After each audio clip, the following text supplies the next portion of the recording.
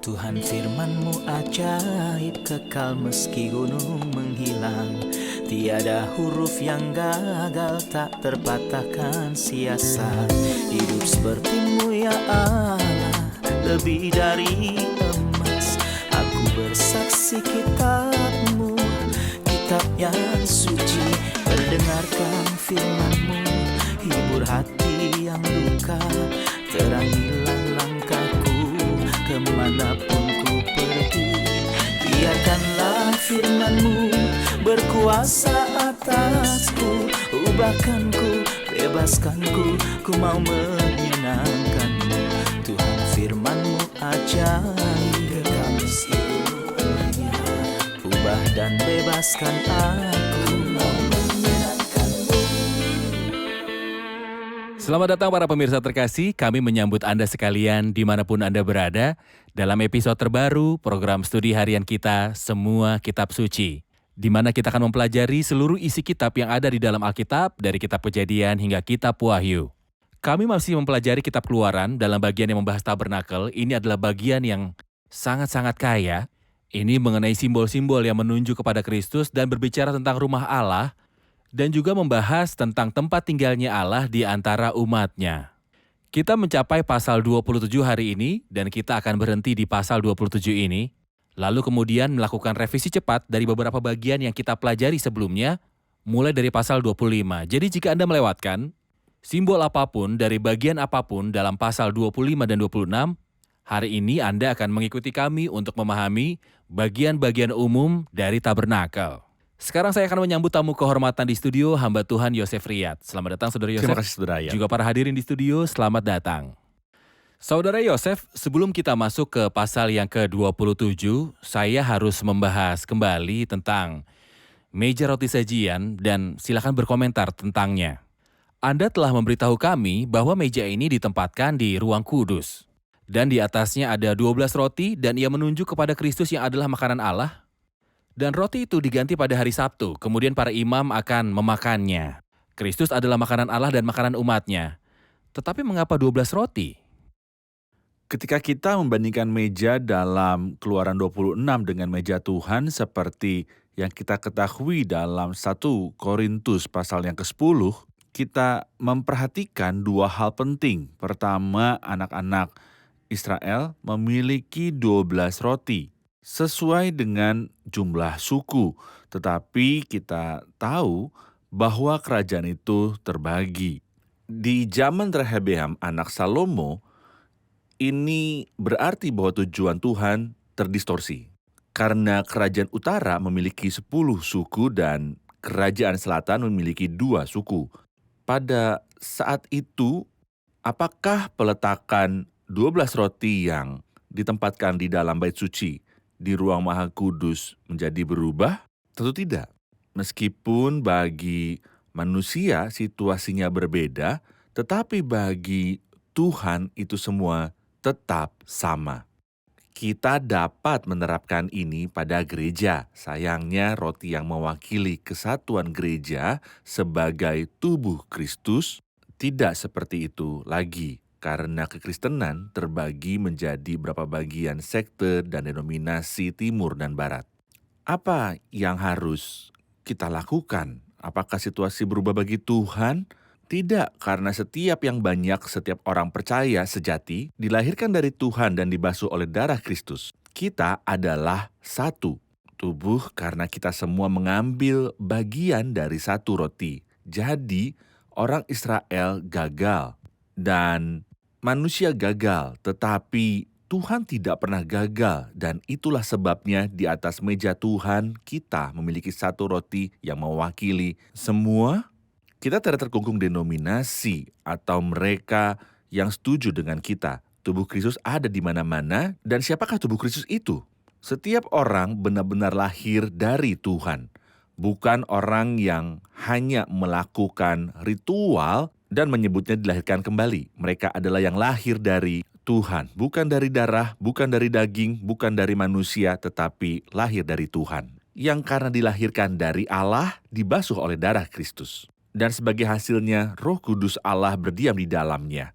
Ini adalah tubuh Kristus di seluruh dunia. Bahkan jika saya tidak dapat mengenalinya dengan mata saya, tetapi dengan iman saya masih dapat mengetahuinya. Kristus memiliki tubuh di bumi yang akan jadi lengkap suatu hari, dan kita akan pergi ke surga dan bersama Tuhan setiap saat.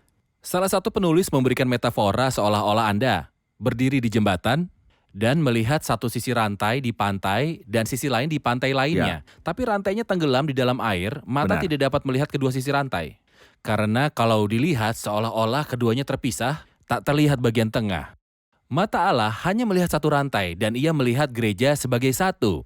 Benar. Tetapi orang-orang melihatnya sebagai bagian sekte. Seolah-olah dia ingin mengatakan bahwa rantai itu jelas dan kesatuan itu jelas di permulaan gereja. Kesatuan akan terlihat dalam pengangkatan gereja, tetapi itu tampaknya tenggelam di antara kedua ujung rantai. Saya tidak bisa melihatnya, tapi Tuhan melihatnya. Benar. Itu ada. Benar. Mohon komentari roti sajian. Roti ini memiliki dua nama, roti sajian atau roti pertunjukan.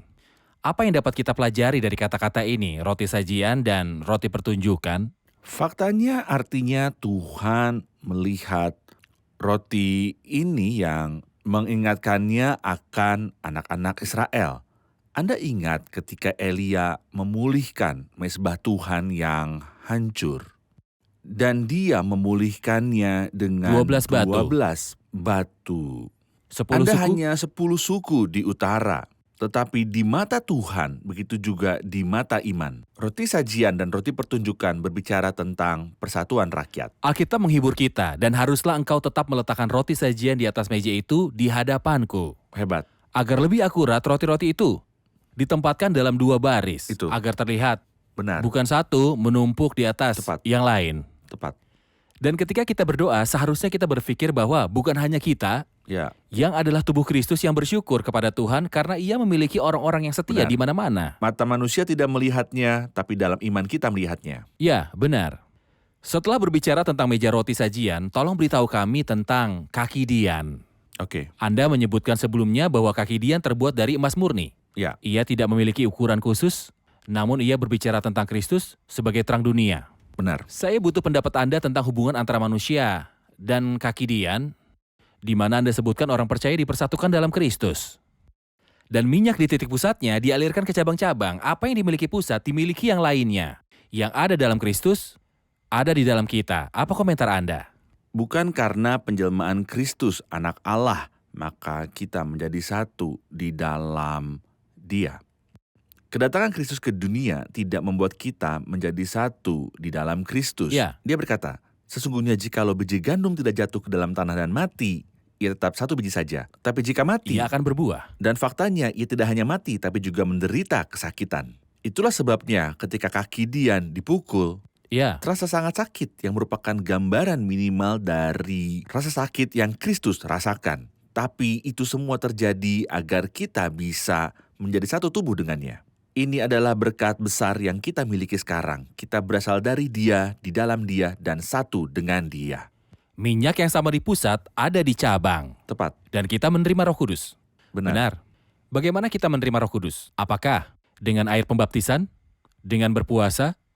Bagaimana sebenarnya caranya seorang manusia bisa menerima karunia Roh Kudus? Jika kita kembali ke kisah para rasul 10, kita melihat bahwa Petrus memerintahkan agar mereka dibaptis. Bukan untuk menerima Roh Kudus karena mereka sudah menerimanya. Bolehkah orang mencegah untuk membaptis orang-orang ini dengan air sedangkan mereka telah menerima Roh Kudus? Sama seperti kita. Mereka menerima karunia Roh Kudus sebelum dibaptis. Simon sudah dibaptis.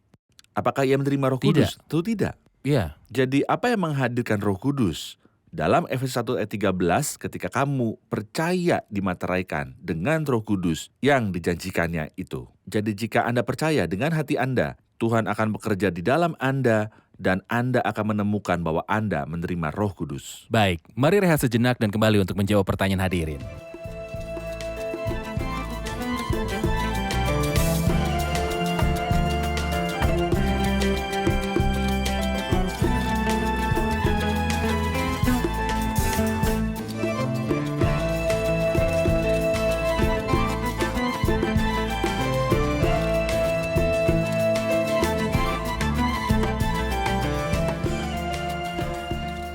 Saudara Yosef, mengapa Alkitab tidak menyebutkan bahwa ada langit-langit atau lantai untuk tabernakel? Silakan Saudara Yosef. Memang tidak ada lantai untuk alasan yang sederhana, praktis, dan bagus. Ketika kita memahaminya, kita akan tahu bahwa memang begitulah seharusnya. Apapun yang mengacu pada Kristus, kita tidak boleh menginjaknya dengan kaki kita. Jadi jika ada sesuatu yang mengacu pada Kristus dan saya bisa menginjaknya, itu tidak pantas. Betapa lebih beratnya hukuman yang harus dijatuhkan atas dia yang menginjak-injak anak Allah, yang menganggap najis darah perjanjian yang menguduskannya dan yang menghina roh kasih karunia. Itulah mengapa lantainya menjadi tanah, karena saya tidak dapat menginjak-injak Kristus. Tetapi mengenai ruang kudus atau ruang maha kudus tidak memiliki satu langit-langit tetapi 4 penutup. Dibuat oleh tirai Dan yang bulu indah kambing. dan bulu kambing, kulit domba jantan yang disama kulit kambing. Izinkan saya untuk berkomentar Oke. tentang tirai yang indah. Ada 10 dan tinggi mereka 28, jadi 28 kali 10 sama dengan 280. Ketika Anda melihat ke penyangga tenda, Anda melihat bahwa tinggi mereka adalah 280. Iya. Apa artinya memiliki 280 penyangga tenda dan langit-langitnya 280? Ini memberitahu kita bahwa Kristus tidak memiliki gambaran yang berbeda dari dalam daripada di luar.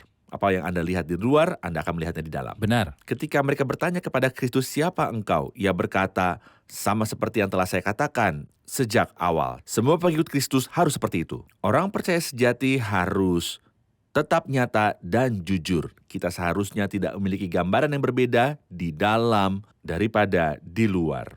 Tuhan marah dan terusik dengan ahli-ahli Taurat dan orang-orang Farisi yang munafik karena mereka Itu. memiliki muka Benar. dua.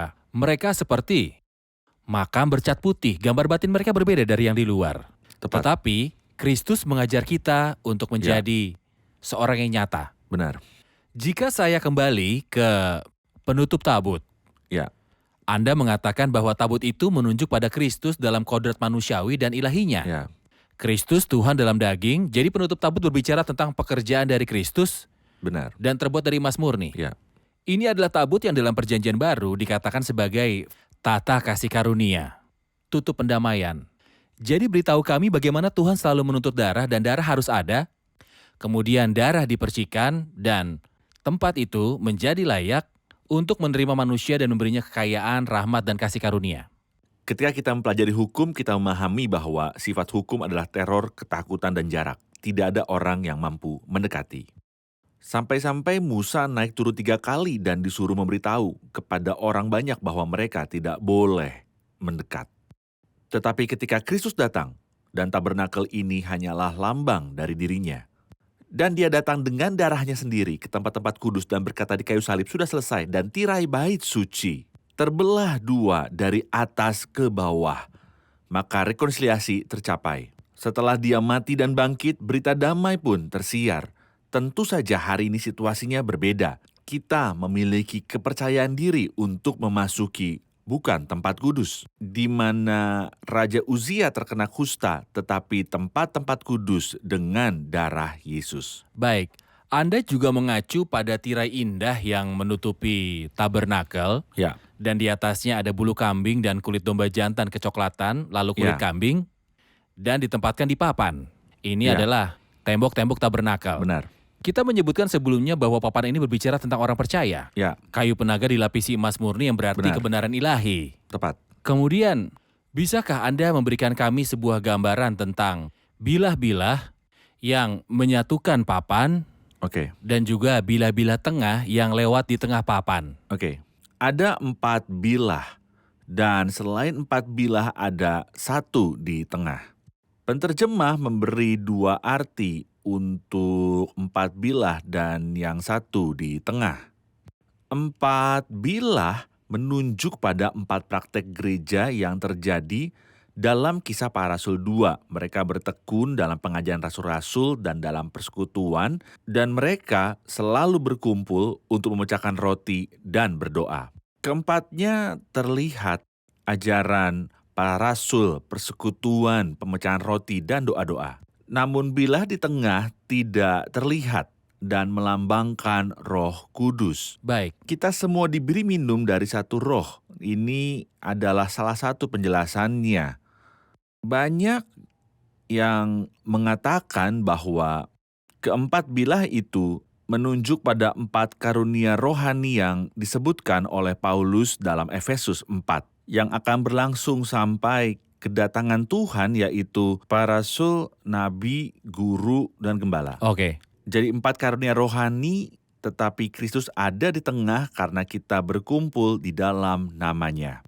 Kristus adalah kepala kita dan dari sini yang mengikat kita bersama adalah Kristus dan juga oleh rohnya. Ya, kita akan berbicara tentang tirai yang merupakan tirai yang dianggap sebagai pintu masuk atau pintu ruang kudus. Ya, Ayat 36 di akhir pasal 26 mengatakan, juga haruslah Ya. kau buat tirai untuk pintu kemah itu dari kain ungu tua, kain ungu muda, kain kermizi dan lenan halus, yang dipintal benangnya, tenunan berwarna-warna. Di sini juga dikatakan tentang Ya. tirai. ya, Dan kamu harus membuat 5 tiang akasia untuk tirai itu dan melapisinya dengan emas. Kait mereka harus dari emas dan kamu harus melemparkan 5 alas tembaga untuk mereka. Tentu saja kata-kata ini memiliki arti. tentu. Mohon jelaskan semuanya ini untuk kami. Tirai berarti pintu dan Kristus berkata tentang dirinya, "Akulah pintu." Jadi tidak ada yang akan menentang Kristus. Dia adalah satu-satunya pintu bagi orang berdosa. Itu sebabnya tendanya besar dengan satu pintu saja. Tidak semua cara seperti yang diklaim beberapa orang dapat membawa Anda ke surga. Bahkan jika Anda setia, tidak ada jalan lain yang akan membawamu ke surga kecuali satu. Kristus berkata tentang dirinya, "Akulah jalan kebenaran dan hidup." Tidak ada yang datang kepada Bapa Kecuali, melalui aku. Kita dapat melihat beberapa hal di pintu atau tirai atau layar itu lebarnya 20 hasta, seolah-olah Tuhan kita menyambut semua orang. oke.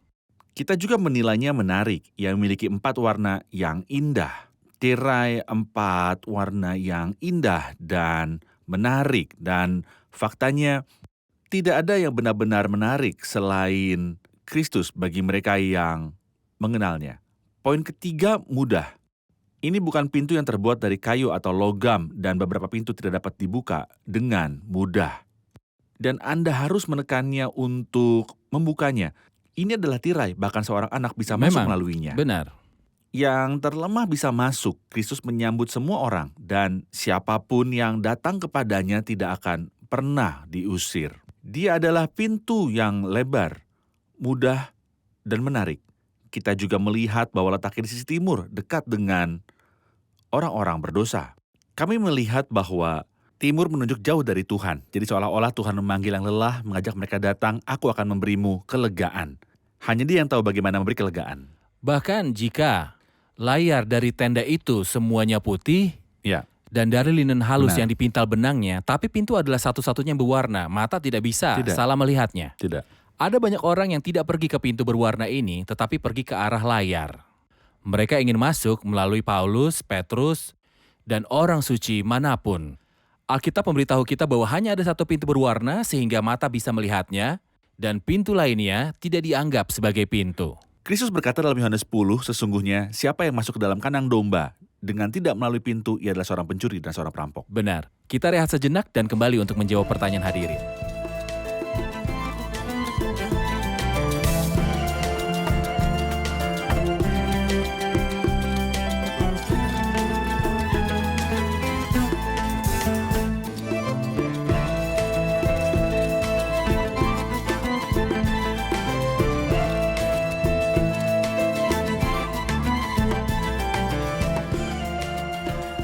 Pasal 27 ayat 1, haruslah engkau membuat mezbah dari kayu penaga, 5 hasta panjangnya, dan 5 hasta lebarnya, sehingga mezbah itu 4 persegi, tetapi 3 hasta tingginya.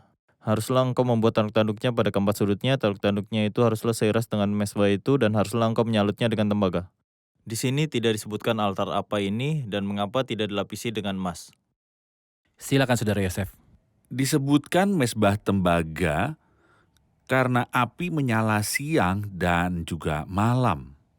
Faktanya, tembaga yang melapisi kayu penaga adalah yang paling tahan terhadap api. Itulah sebabnya bertahan terhadap api yang Benar. membakar siang dan malam. Di Inggris, penelitian dilakukan terhadap pintu kayu yang dilapisi tembaga. Ternyata bahan itu terbukti paling tahan api. Jadi api itu menyala siang dan malam, dan itu yang digunakan oleh kayu penaga yang dilapisi Oke. oleh tembaga. Saudara Yosef, mari kita lihat gambarnya, mungkin akan membantu kita untuk membayangkan apa yang Anda katakan. Di kiri kita melihat api yang menyala-nyala di atasnya. Silakan lanjutkan, Saudara Yosef. Jika kita melihat ke kanan, kita melihat jaring di tengah. Pada 1,5 hasta. Pada 1,5 hasta artinya kayu bakar ditempatkan tepat di bagian tengah. Ini adalah tempat di mana sebagian besar api berada. Bukan tempat yang saya lihat. Yang di dalam. Yang di dalam yang tidak dapat dilihat oleh siapapun kecuali Tuhan kita. Iya. Inilah yang terjadi persis dengan Kristus. Segala sesuatu di dalam Kristus terbakar di kayu salib. Tetapi api ada di dalam hatinya. Hatiku menjadi seperti lilin, hancur luluh di dalam dadaku. Jadi Kristus sangat menderita. Apa yang kita lihat dari penderitaannya adalah dari luar. Tetapi api yang hebat itu ada di dalam. Yaitu ketika Kristus menderita karena dosa-dosa kita. Saudara Yosef, kita memperhatikan bahwa tingginya 3 hasta, jaringnya ada di Ya. tengah, artinya 1,5 hasta. Ya, Bukankah itu ketinggian tabut dalam ruang Itu Maha Kudus? benar, Ketika pengorbanan berada di 1,5 hasta tinggi di pelataran luar. benar. Dan darah dipercikan pada tudung dari tabut yang 1,5 hasta. Jadi apa yang Tuhan Ya. sedang ajarkan pada kita? Ini memberitahu kita bahwa korban di kayu salib adalah korban yang sama yang masuk ke tempat-tempat kudus dengan darahnya sendiri. Dengan demikian, memastikan penebusan abadi. Mezbah tembaga adalah bagian terbesar di tabernakel. Dan mezbah dupa bisa menjadi bagian terkecil di tabernakel. Jadi 5 kali 5 kali 3 itu sama dengan 75 hasta persegi. Benar. Sedangkan untuk mezbah dupa, 1 hasta kali 1 hasta sama dengan 2 hasta persegi. Ada perbedaan antara 75 dan 2 hasta persegi. Yang saya pelajari di sini adalah Silakan. apa yang telah dilakukan Kristus bagi saya diwakili oleh mezbah perunggu, sementara tanggapan saya diwakili oleh mezbah dupa. Seolah-olah Alkitab memberitahu kita bahwa penyembahan dan penghargaan kita tidak ada apa-apanya dibandingkan dengan pekerjaan besar yang telah dilakukan Kristus. Saya menyamakan ini dengan air terjun Niagara yang terdapat di Kanada. Sejumlah besar air bernilai jutaan galon yang mengalir ke dalamnya siang dan malam. Tapi ada percikan yang keluar darinya. Air terjun Niagara mengacu pada karya Kristus di dalam kita. Tanggapan, penyembahan, dan ucapan syukur kita adalah percikan yang muncul dengan indah, membentuk pelangi yang menakjubkan. Tapi ini tidak bisa dibandingkan dengan yang lain. Kidung Agung berbicara tentang Gunung Mur Ya, dan berbicara tentang Bukit Kemenyan. Gunung Mur mengacu pada apa yang Kristus lakukan bagi saya di kayu salib. Dan Dia- Bukti Kemenyan mengacu pada apa yang saya persembahkan sebagai Tidak ucapan ada apa-apa. syukur. Dan itu kecil di hadapan kasihnya. memang. Jadi maksud Anda, mezbah tembaga atau mezbah korban bakaran di luar adalah karya Kristus di salib untuk kita. Benar. Tapi mezbah emas di dalam atau mezbah dupa mengacu pada penyembahan orang Benar. percaya. Benar. Dan tentunya penghargaan mereka untuk pekerjaan Tuhan. Betul sekali. Dan itu pun tak akan pernah sebesar apa yang Kristus telah lakukan. Tepat. Seperti yang kita lihat, ia memiliki sesuatu dan ia kekurangan sesuatu. Ya, Ia memiliki 4 tanduk. ya, Tapi juga jangan engkau naik tangga ke atas mezbahku. benar. Saya ingin tahu apa makna dari tanduk itu. Mengapa tidak punya anak tangga? Saya belajar 2 hal dari tanduk. Pertama, kuasa keselamatan, sebab aku mempunyai keyakinan yang kokoh dalam Injil, karena Injil adalah kekuatan Allah yang menyelamatkan setiap orang yang percaya. Ada hal lain mengenai tanduk, kita membaca di akhir Mazmur pasal 118. Ikatlah korban hari raya itu Ya. dengan tali. Ketika Kristus digantung di kayu salib, bukan paku yang menahan di kayu salib. Jika dia ingin turun, dia akan melakukannya. Hal lain menahannya. Apa itu? Ikatkanlah korban pada hari raya itu dengan tali, pada tanduk-tanduk mezbah. Dia ingin memenuhi kehendak Bapa. Dia mengasihi Bapa dan Dia mengasihi kita. Dia harus memenuhi apa yang tertulis. Itu penting. Ini mengikat Kristus bahkan pada tanduk-tanduk mezbah. Mengenai anak tangga, Tuhan membenci bahwa kita mencoba untuk naik. Karena tak ada yang akan terlihat kecuali ketelanjangan kita. Usaha kita sendiri? Ini dianggap ketelanjangan. Iya. Sayangnya ketika Adam berada di taman, tidak ada yang keluar selain rasa malu dan kegagalan. Kita tidak bergantung pada diri kita sendiri, tetapi kita dengan rendah hati berpaling kepada kemurahan dan kasih karunia Tuhan saja. Kristus sendiri yang melakukan pekerjaan salib. Benar. Kita tidak punya tenaga untuk menaiki tangga atau melakukan apapun di kayu salib, sementara kita masih Ya. lemah. Pada waktu yang tepat Kristus mati bagi orang fasik. Bagi dialah kemuliaan. Benar. Kita melihat hubungan antara mezbah korban bakaran dan bahtera, dan kami melihat tinggi jaring dan pengorbanan setara dengan darah yang akan masuk. Tetapi api yang ada di atas mezbah siang dan malam, apakah api yang sama yang menyalakan dupa di atas tempat pembakaran ukupan? Atau apakah sumber apinya berbeda? Anda tahu bahwa sebuah tragedi terjadi dalam sejarah umat Israel ketika kedua putra Harun mempersembahkan api yang tidak sah yang tidak diperintahkan Tuhan pada mereka. Kita membaca ini di Imamat 10. Apa artinya api yang tidak sah? Artinya mereka tidak mengambilnya dari mezbah tembaga, dari mezbah korban, bakaran. Mereka mempersembahkan dupa bukan dari api ini. Tuhan menolak api yang tidak sah. Menjadi bersemangat atau antusias bukanlah tanda penyembahan yang sejati. Ibadah harus mengalir dari kasih di salib dan karya Kristus di kayu salib. Ketika hati saya terbakar dengan kasih-Nya, ini adalah hal yang benar. Tapi ketika drum dan alat musik membuat saya terbakar, ini bukan api yang Tuhan inginkan. Ini adalah api yang tidak sah. Apakah api yang terima oleh Tuhan? Saya merenungkan pekerjaan Kristus, mengingat dan memikirkan yang Kristus lakukan bagi saya dan mempersembahkan penyembahan yang memuaskan hati Tuhan. Itulah sebabnya penyanyi penyembah ketika dia ingin beribadah dan bersyukur kepada Tuhan, dia berkata, jagalah Benar. aku. Di dekat salibmu. Di dekat salibmu, saya Benar. berdiri di dekat salib. Benar. Maka api yang asalnya dari Kristus mengorbankan hatiku, Tepat. maka aku menyembahnya. Itu layak bagi Kristus. Tepat. Terima kasih Saudara Yosef, kita sudah di akhir episode, kita akan rangkum bersama hadirin. Apa yang telah Anda pelajari? Pintu tabernakel sebenarnya mengacu kepada sosok Kristus. Luasnya 20 hasta dan cocok untuk semua orang, tidak eksklusif dan dikhususkan untuk kelompok-kelompok tertentu. Ini menarik, terbuat dari 4 warna yang tidak bisa salah dilihat mata, jadi Kristus memang menarik.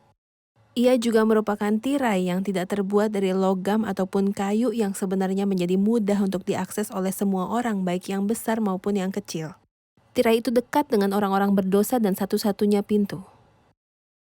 Kita melihat bahwa mezbah tembaga memiliki 4 tanduk yang menahan Tuhan Yesus di kayu salib dan bukan paku-paku. Pengorbanan diadakan di antara tanduk, di mezbah, kasih menahannya di sana.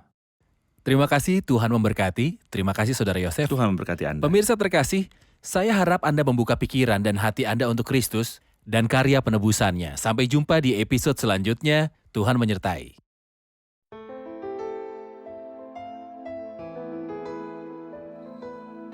Tuhan firman-Mu ajaib, kekal meski gunung menghilang. Tiada huruf yang gagal, tak terpatahkan sia-sia. Hidup seperti-Mu ya Allah, lebih dari emas. Aku bersaksi kitab-Mu, kitab yang suci. Mendengarkan firman-Mu, hibur hati yang luka. Terangilah langkahku kemanapun ku pergi. Biarkanlah firman-Mu berkuasa atasku. Ubahkanku, bebaskanku, ku mau menyenangkan-Mu. Tuhan firman-Mu ajaib, kekal meski dunia. Ubah dan bebaskan aku.